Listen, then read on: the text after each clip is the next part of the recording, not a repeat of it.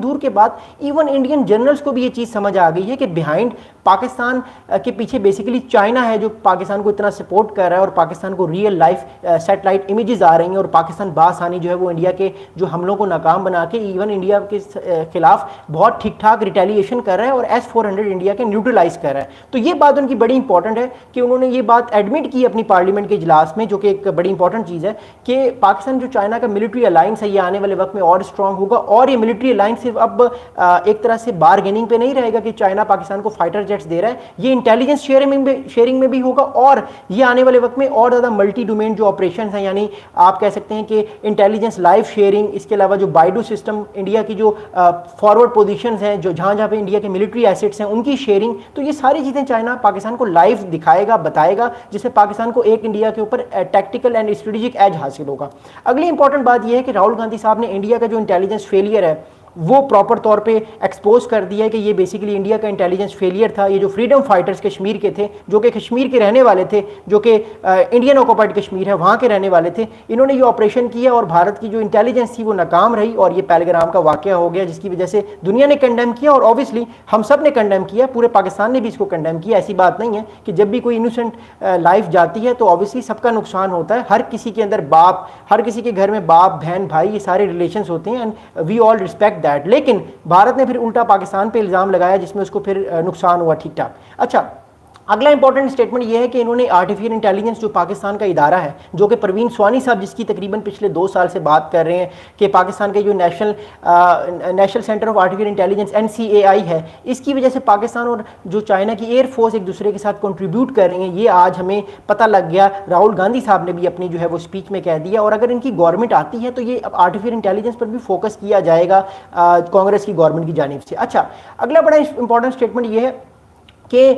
پاکستان اور چائنا کو انہوں نے ون ملٹری کے طور پہ قرار دیا. میں آپ کو ان کا ایک اور اسٹیٹمنٹ پڑھاتا ہوں جو راہل گاندھی صاحب نے کیا. انہوں نے کہا کہ Pakistan and China are one military, we are facing a one military, یعنی پاکستان اور چائنا کو انہوں نے ایک قرار دیا کہ یہ دونوں ایک ہیں, یہ دونوں ایک ملٹری ہیں, اور یہ دونوں ایک ساتھ جو ہے وہ پاکستان پر اگر پاکستان یا چائنا پہ اٹیک ہوتا تو یہ ہم الگ الگ ملکوں پہ اٹیک نہیں کریں گے, ہم ایک ملٹری پر اٹیک کریں گے. آپ کو یاد ہوگا وکٹر گاؤ جو چائنا کے اسپوک پرسن سمجھے جاتے ہیں, انہوں نے بھی جو ہے وہ اسٹیٹمنٹ دیا تھا کہ ہم پاکستان کی سوورینٹی کا خیال رکھیں گے, اگر پاکستان کی سوورینٹی پہ کچھ اثر پڑا تو we are standing with our Pakistani brothers and sisters. یہ اسٹیٹمنٹ آپ کو یاد ہوگا کہ انڈیا کے نیوز چینل پہ بھی انہوں نے دیا, پھر انہوں نے انٹرنیشنل نیوز چینل سے بھی یہ بات کی کہ پاکستان کے ساتھ چائنا کھڑا ہوا ہے. اور یاد رکھیے گا وکٹر گاؤ جو ہے وہ چائنا کے اسپوکس پرسن ہے, جو شی جن پنگ سوچتے ہیں یا جو چائنا کی پالیسی ہے وہ وکٹر گاؤ کہتے ہیں, اس لیے وہ بڑے انپورٹنٹ اسپوکس پرسن ہیں, ان کی باتوں کو ضرور سنا کریں. تو اگلی بات میں آپ لوگوں کے ساتھ یہ کرتا ہوں کہ دیکھیے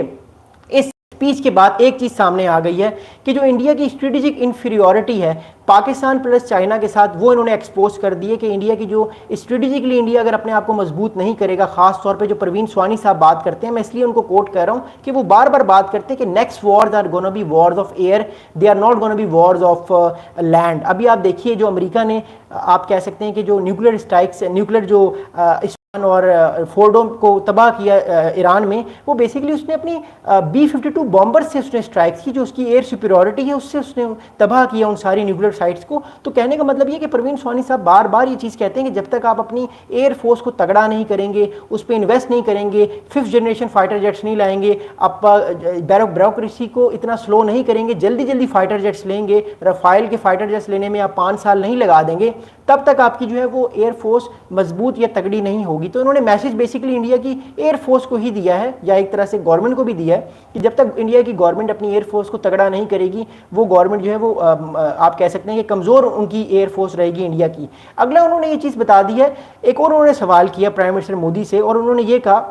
کہ پرائم منسٹر مودی جو ہے ان کے پاس یہ کریج نہیں ہے یا وہ کیپیبل نہیں ہے کہ وہ جواب دے سکیں, تو پھر کون کیپیبلٹی رکھے گا, یا پھر یہ کیپیبلٹی کس کے پاس جائے گی اپنی اسپیچ میں. یعنی کہنے کا مطلب ہے کہ انڈائریکٹلی راہل گاندھی صاحب نے استعفیٰ مانگ لیا یا کہہ دیا کہ آپ ریزائن کریں, اب آپ فارغ ہوں, آپ جو ہے وہ 75 ایئرس کے ہو گئے ہیں, اب آپ جو ہے وہ لیڈرشپ کے رول میں نہیں ہیں. تو میں آپ کو پھر سے کہہ رہا ہوں کہ